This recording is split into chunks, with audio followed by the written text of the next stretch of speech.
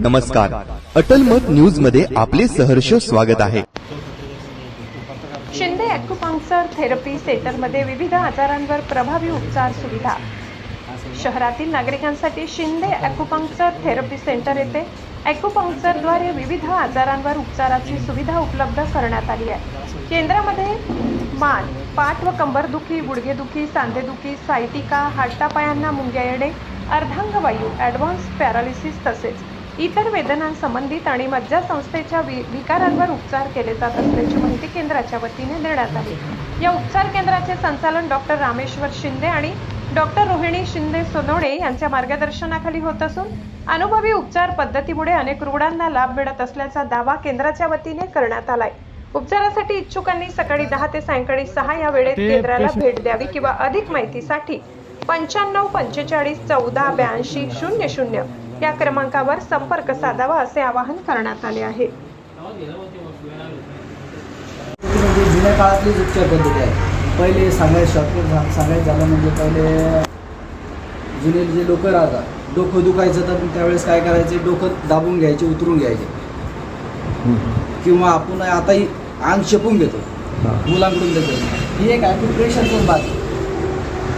त्याच पद्धतीला आम्ही थोडंसं डेव्हलप करून त्याच पॉईंटला आम्ही ॲक्युपंक्चर करतो, कपिंग करतो, मसाज करतो, ॲक्युप्रेशर करतो, स्टीम बाथ, अशा वेगवेगळ्या थेरपी करतो आपण, आणि त्याने खूप पेशंटला फायदा होऊ राहिला। अजून ॲक्युप्रेशर आणि ॲक्युपंक्चर याच्यामधलं काय फरक आहे? ॲक्युप्रेशर म्हणजे हा जो पॉईंट आहे याला ॲक्युप्रेशर करणे। आता या पॉईंटला आता मी केलं ॲक्युप्रेशर, तर बऱ्याच वेळेस ॲक्युप्रेशरला फायदा होत नाही, आपण त्याच पॉईंटला ॲक्युपंक्चर करणार। ॲक्युपंक्चर केल्यानंतर त्याला परमनंट रिलीफ भेटतो, म्हणजे मधली जी वेस असते, मॅन्युअल असतो। आपले महानगरपालिकेवाले काय करतात, ड्रेनेज लाईनमधले जो कचरा अटकला तर त्याला काय करतात, ॲक्युपंक्चरच्या साहाय्याने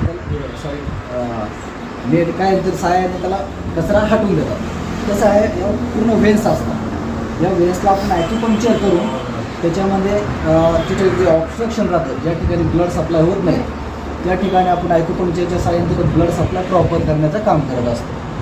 आता बरेचसे असे मॅजिक पॉईंट आहे। आता तुम्ही 1 लाख रुपयाची टॅबलेट घ्या, आमच्या याच्यामध्ये असा एक पॉईंट आहे। आता हा जो पॉईंट आहे, SI3 नावाचा पॉईंट आहे, इथं ह्या पॉईंटला तुम्ही इथं दाबा, इथं चिमटा घ्या, लगेच मान आणून बघा, 0 मिनिटात मान फ्री होऊन जाईल, एवढं मॅजिक पॉईंट आहे। दुसरा एक ॲक्युपंक्चर पॉईंट असा आहे, ह्या ठिकाणून तुम्ही इथं दाबा, दाबल्या उलटी स्टॉप होत जाईल 0 मिनिटात। बऱ्याच वेळेस टॅबलेटची पॉवर सुरू व्हायलाच 15-20 मिनिटं लागतात, त्यांनी दाबल्या एवढा फास्ट रिझल्ट आहे। सांगायचं असंच आहे की जास्तीत जास्त रुग्णांनी ॲलोपॅथी खाऊन किडनी लिव्हर खराब करण्यापेक्षा या थेरपीकडे जाणं खूप गरजेचं आहे आजकाल। ॲक्युपंक्चरमध्ये किती याचा इलेक्ट्रिक करंट सोडला जातो?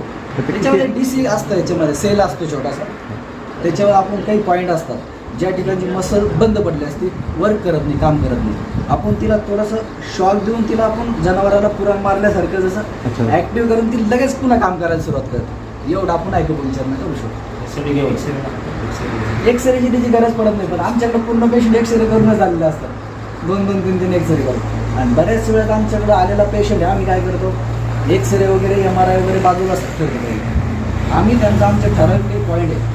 MRIमध्ये जर CC मानेमध्ये नस दबली काही झाली तर आम्ही काही पॉईंटला आम्ही प्रेस करतो आणि पेशंटला करेक्ट सांगतो की तुमच्या 6व्या आणि 7व्या मणक्यात जी जाणारी जी नर्व आहे ती कॉम्प्रेस झाली, त्या ठिकाणी डिस्बल झाला, आणि पेशंटला विचारतो आम्ही, मग तुम्हाला त्या 5-7 हजार रुपये घालून जे सांगितलं तुम्हाला काय सांगितलं? मग पेशंट म्हणतात की तुम्ही जे सांगितलं फक्त 200 रुपये कन्सल्टेशन करून आम्हाला 7-8-10 हजार रुपये घालून तेच सांगितलं, म्हणजे एवढा डिफरन्स। म्हणजे प्रॉपर आपण जर आम्ही फील होतं आम्हाला लगेच त्या ठिकाणी क्वालिटी। आता हे पेशंट आहे, हे पहिल्या दिवशी आले होते, यांना पहिल्या सेशनमध्ये 80% फरक पडला एकाच दिवसामध्ये, आणि आले त्या दिवशी पूर्ण वागता येत नव्हतं त्यांना, आज ते दुसऱ्या सेशनला आलेले आपल्याकडे।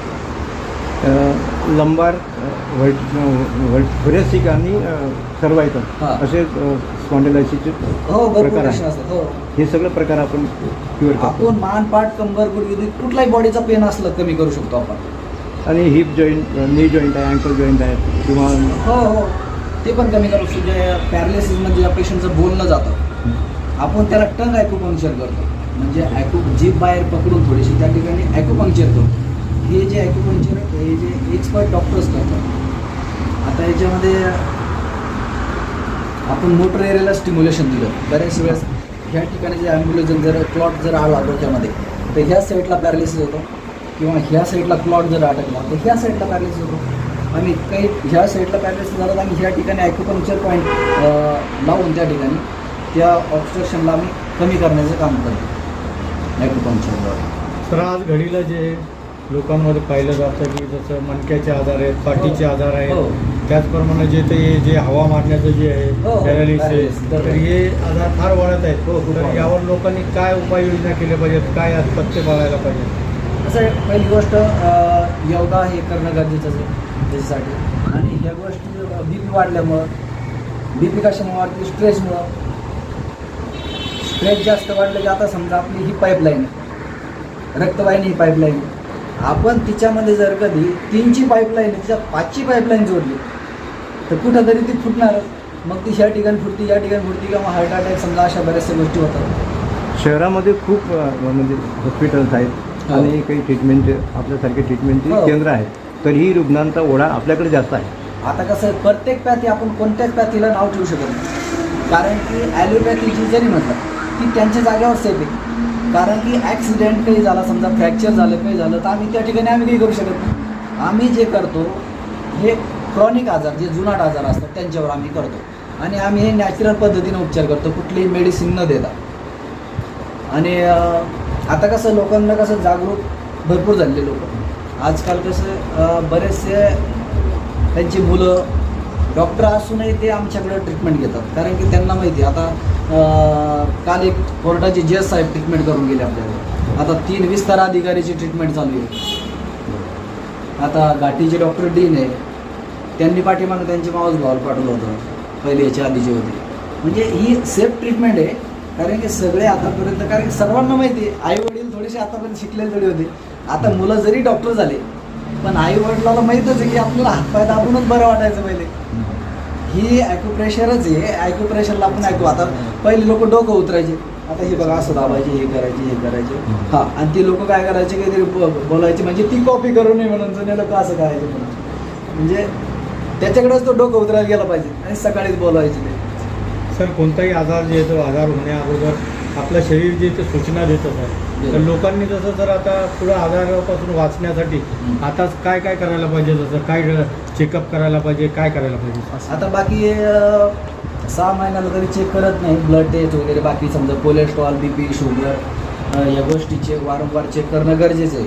कारण बऱ्याच वेळेस लोकांना माहीतही नसतं BP आपल्याला आहे म्हणून. ते अधूनमधून तरी चेक करायला पाहिजे. असं आपण काय चेक नाही केले तर मग ते पॅरालिसिस होऊ शकतो, हार्ट अटॅक होऊ शकतो. ज्या तुम्हाला रक्तदाबाच्या गोळ्या आहे, इकोस्प्रिन वगैरे, त्या बाकी तुम्ही त्या कंटिन्यू घ्यायला पाहिजे नेहमी डॉक्टरांच्या सल्ल्यानुसार. आपलं रामेश्वर शिंदे. तिथला ॲड्रेस सांगा सर. आपला इथं आता आपला पहिला ॲड्रेस होता TV सेंटरला, तिथला आपण बंद करण्याचं कारण असं आहे की तिथं खूप लोकांना आपल्यामुळं त्रास व्हायचा. त्याच्यामुळं आपल्या ज्या वेगवेगळ्या नंबर प्लेट राहायचे, म्हणजे वेगवेगळ्या हिंगोली, पासिंग, अमरावती, बुलढाणा, पुणे, दूरदूरच्या पासिंग राहायच्या. लोक डायरेक्ट आमच्याकडे यायचे. हे पेशंट गाडी कोणाकडे आली असेल, इथं आली असेल, तुमच्या पेशंट आमच्या समोर गाडी लावली, काढायला लावली. त्याच्यामुळे आपण काय केलं, आपण हे आपल्या पार्किंगनुसार, आता समोर आपलं काम चालू आहे 1/2 एकरमध्ये, तर त्या ठिकाणी अशी सुविधा होणार आहे की तिथं 100 कार पार्किंग करणार आहे आपण. आणि 50-50 लाखाची आपण जर्मन टेक्नॉलॉजीची पॅरालिसिससाठी स्पेशल मशनी बोलवणार आहे आपण. जे पेशंट वर्षानुवर्षे थंकून गेले उपचार करून, त्यांच्यासाठी आपण ती समाजसेवा म्हणून बरेचसे आपण तिथं काम करणार आहे आपण त्या ठिकाणी. सर, कोणत्या कोणत्या रुग्णांनी तुमच्याशी संपर्क कसा करावा असं आवाहन करणार? आता आपण मान, पाठ, कंबर, डोकेदुखी, मायग्रेन भयानक, पॅरालायसिस, अर्धांगवायू, जे स्पायनल इंजुरी जाते, ॲक्सिडेंट झाल्यामुळे त्यांची इंजुरी होती त्यांना, तसे पेशंट आपण हे करू शकतो. किंवा IBS, पोटाचे जे त्रास असतात, बऱ्याचशांना जुनाट पोटाचे त्रास असतात. आता एक पेशंट आहे कालचं एशियन डायग्नोस्टिकला टाकून आलं हैदराबाद.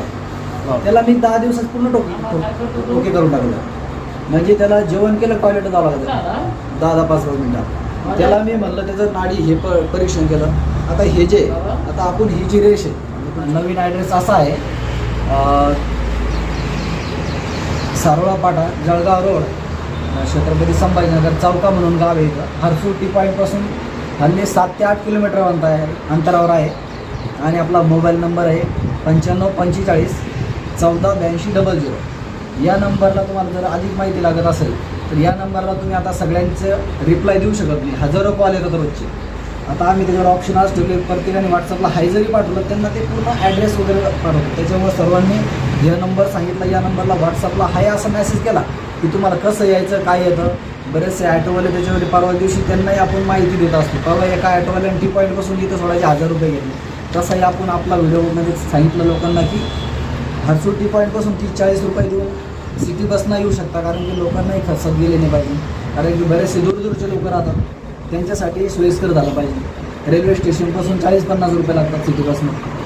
6-7 वाजेपासून लोक येऊन बसतात.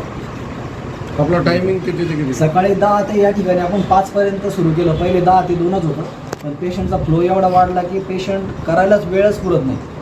दिवसभर बिझी राहतो आणि आपण मोस्टली स्वतः उपचार करतो.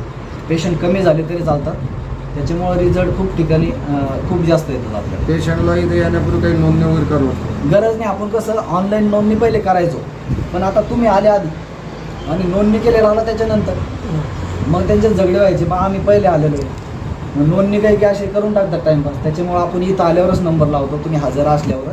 मग ते त्यालाही वाटतं की आपण बाबा वेळेत आलो आहे, आपलं काही चुकलं नाही. वाद नाही होत, कारण की वाद होतात भरपूर, कारण की आपण स्वतःच करतो ना.